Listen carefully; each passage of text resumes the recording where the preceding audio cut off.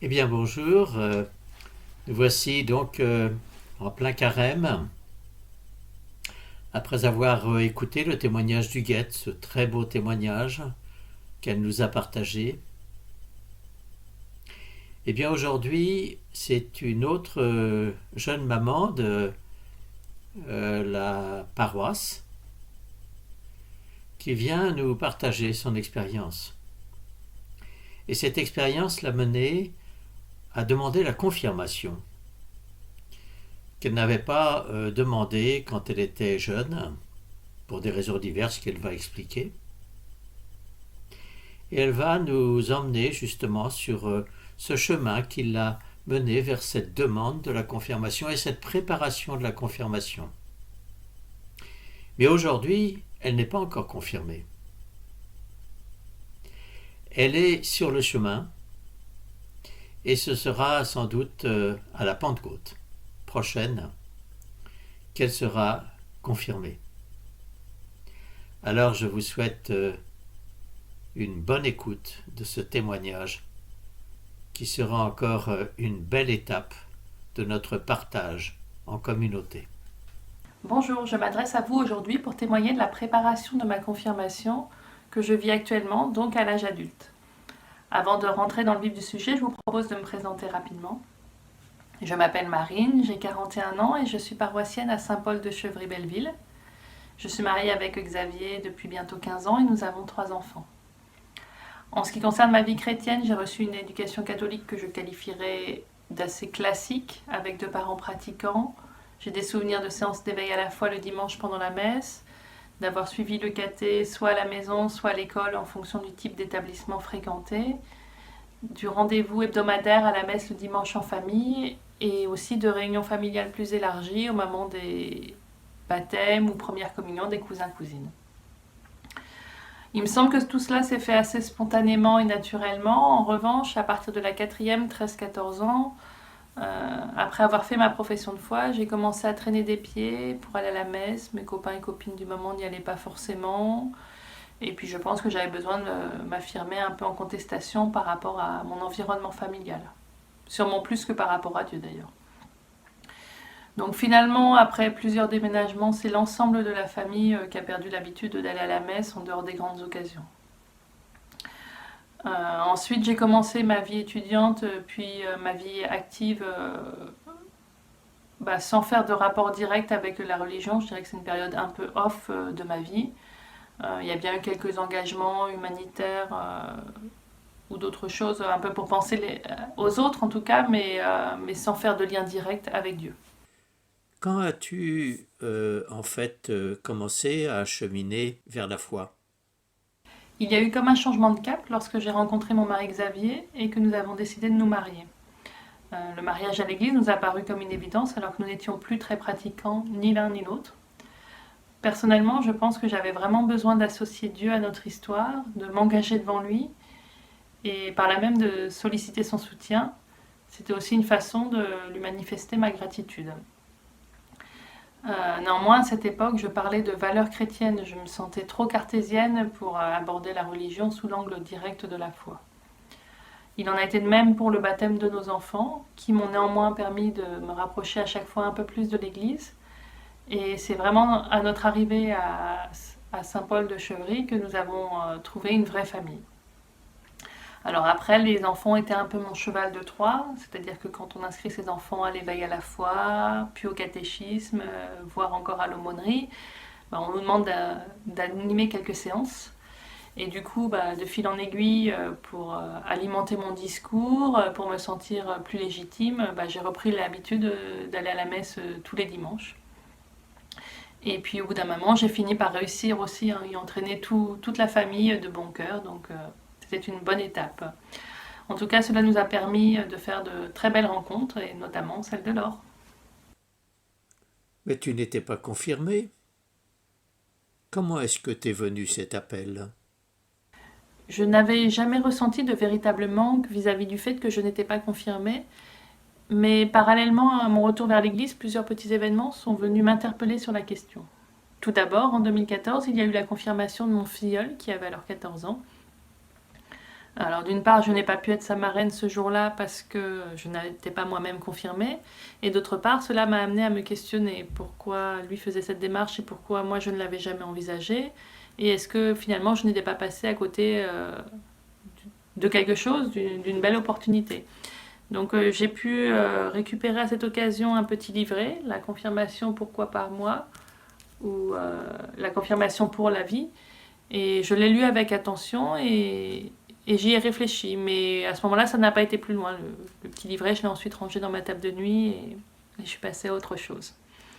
Un peu plus tard, je ne saurais pas dire quand exactement, lors d'une messe du dimanche où des jeunes témoignaient sur leur confirmation, le Père Guy a demandé aux personnes qui n'étaient pas confirmées dans l'assemblée de lever la main.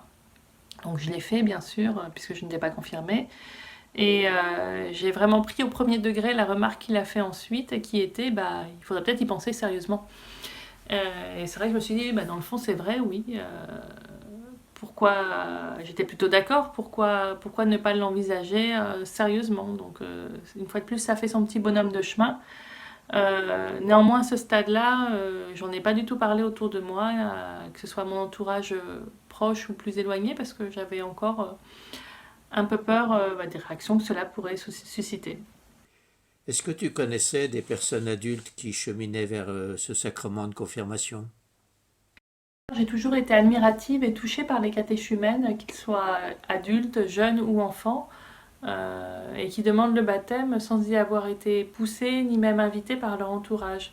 Je me disais quelle force, quel courage et surtout quelle foi, surtout à côté de moi qui n'osait parfois même pas dire que j'allais à la messe. Donc je pense que cela rejoint la crainte que j'avais de ne pas être légitime ou suffisamment sincère pour demander à recevoir ce sacrement que j'envisageais vraiment comme un cadeau de Dieu. Euh, j'ai quand même continué à prendre des renseignements à droite à gauche et à force d'y penser, c'est vraiment devenu un manque, une nécessité. J'ai appris un jour par hasard que Laure, que je côtoyais dans le cadre de l'éveil à la foi et du catéchisme à la paroisse, avait reçu ce sacrement. Et du coup, je me suis dit, si elle l'a fait, pourquoi pas moi? Bon, elle est certes un petit peu plus jeune que moi, mais pas tant que ça. Donc voilà, ça a vraiment accentué mon désir. Et puis j'ai hésité. Et puis un jour, je lui ai posé la question. Je lui ai demandé, toi, pourquoi tu l'as fait? Comment tu l'as fait? Et quel a été ton cheminement? Peux-tu nous parler de ton cheminement concret vers la confirmation? Mon cheminement vers la confirmation a été, et est toujours d'ailleurs, un véritable chemin de foi. C'est-à-dire que jusque-là, j'avais essayé de nourrir ma foi par la connaissance, en suivant par exemple la formation Premier pas dans la Bible avec le Père Guy, ou bien en participant à des formations proposées dans le cadre du catéchisme ou de l'aumônerie. Et d'ailleurs, j'ai continué au début de la préparation de ma confirmation en relisant les évangiles, puis en entreprenant la lecture de l'histoire d'Abraham avec mon accompagnatrice Claire et en échangeant à cette occasion sur la prière et la confiance. Mais je sentais qu'il me manquait un petit quelque chose, un petit plus que je percevais chez des personnes que je sentais investies par leur foi, comme justement mon accompagnatrice Claire ou bien mon amie Anne. Donc peu à peu dans cette quête, j'ai réappris, ou même on peut dire appris à prier, à, à essayer de me mettre en présence de Dieu, à lui laisser une place dans ma vie, et aussi à essayer d'arrêter de tout rationaliser ou toujours tout expliquer, mais faire confiance à ce que je ressentais. Je vais pas dire qu'aujourd'hui que Dieu me parle, mais j'ai le sentiment plus fort de sa présence à mes côtés dans ma vie de tous les jours. Donc je dois dire aussi que dans ce cheminement, en fait, la bienveillance et la foi de toutes les personnes qui m'ont accompagnée, de près ou de loin, m'ont vraiment aidée. Ça m'a portée, encouragée, il n'y a jamais eu de jugement. Et c'est peut-être aussi aujourd'hui pour moi une occasion de les en remercier. Mais en fait, cette préparation, est-ce que ça s'est passé sans difficulté? Mon cheminement a également été personnel et très introspectif. Alors peut-être que le contexte y est pour quelque chose, puisque l'essentiel de ce cheminement s'est effectué dans le cadre de restrictions de contact. Mais finalement, je me suis vraiment posé la question, est-ce que je crois en Dieu juste parce que je l'ai décidé ou je le veux, ou est-ce que je crois en Dieu sincèrement et parce que je le ressens au fond de moi? J'ai mis longtemps à trouver la réponse, mais la semaine dernière, lorsque j'ai écrit ma lettre à l'évêque pour lui demander à recevoir le sacrement de confirmation, je n'ai plus hésité. J'ai pu lui exposer ce long questionnement que j'avais eu sur la sincérité de ma foi et lui écrire sans douter, et j'ose même le dire aujourd'hui, oui, je crois en Dieu. Ma véritable conversion aura duré 40 ans. Je veux y voir un signe positif. Néanmoins, j'ai besoin de l'aide de l'Esprit Saint pour continuer à avancer, pour continuer mon chemin et sentir que Dieu est à mes côtés. Et ne pas me laisser entraîner par un rythme de vie qui va toujours plus vite au détriment du sens même de mon existence finalement. Alors c'est une démarche au départ qui paraît sûrement un peu égoïste aussi, parce que finalement je sollicite l'aide de Dieu pour moi, ce dont l'Esprit je le veux pour moi. Mais je sais que l'Esprit Saint saura me guider pour que ce soutien rejaillisse sur les gens qui m'entourent et qu'il saura m'aider à en faire profiter les autres. En tout cas, je ne vois pas la confirmation comme une fin en soi. Donc si je peux utiliser une image, je dirais que finalement je viens boire à la source, mais pas pour m'arrêter sur le bord du puits et rester là, plutôt pour reprendre des forces et ensuite reprendre la route sans me tromper de chemin. Je pense que la confirmation, on dit souvent que c'est la fin de l'initiation chrétienne, mais je me dis que c'est sûrement le début d'autre chose. Eh bien voilà. Voilà ce beau témoignage où elle nous dit en fin de compte que sur ce chemin, elle a déjà découvert la foi autrement que comme une somme de valeurs, la foi comme une rencontre, la foi comme une possibilité de boire à la source, et que cette confirmation qu'elle va vivre au moment de la Pentecôte cette année n'est pas une fin, mais qu'elle est une étape très importante dans laquelle Dieu va lui faire ce cadeau qu'elle a commencé déjà à recevoir de l'Esprit Saint. Merci de l'avoir écouté.